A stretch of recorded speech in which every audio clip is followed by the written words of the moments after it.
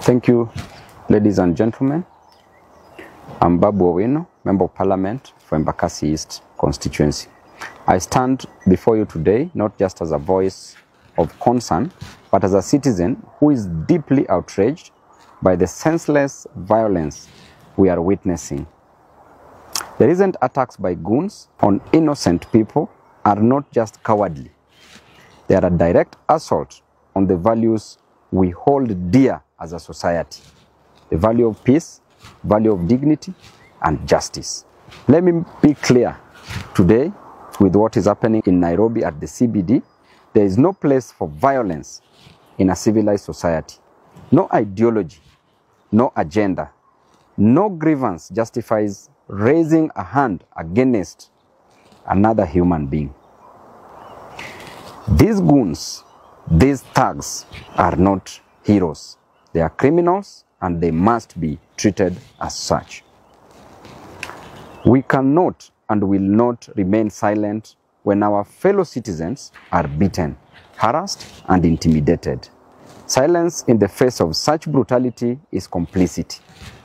It is our moral duty to speak up, to demand accountability, and to ensure that those responsible are brought to book. I also take this opportunity to condemn the senseless killing of one innocent protester at the CBD today by a police officer, an officer whose responsibility is to protect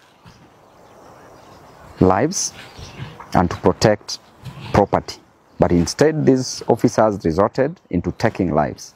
I want to condemn this with the contempt it deserves. And I want to warn this officer, having known very well what is happening in this country, that his own boss is going to be charged for murder. How can you move further to kill an innocent protester whose only mistake is to go on the street to protest against the death of one of their own, the death of one Albert Ojwang, who was senselessly killed too in the hands of the police officers? Such police officers are criminals. Such police officers must be condemned. Such police officers must take plea, must be charged with murder.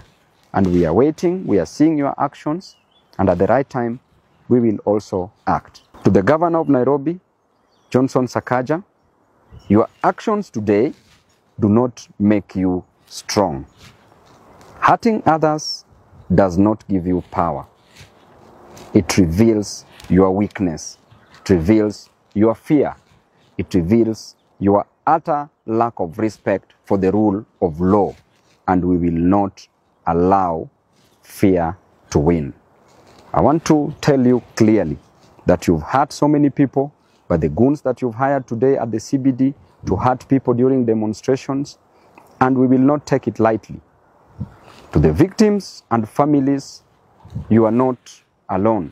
We see you, we stand with you, and we will continue to fight for a society where everyone can live without fear, regardless of their background, beliefs, and opinions. Let us send a message loud and clear that we will not be bullied, we will not be silenced, and we will never stop fighting for justice. We will never stop fighting for peace and for the right of every individual in this county and in this country. What the governor has done is completely unacceptable.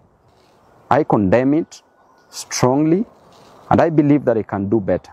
When he was campaigning, he used to say that siasa bila chuki, siasa bila vita.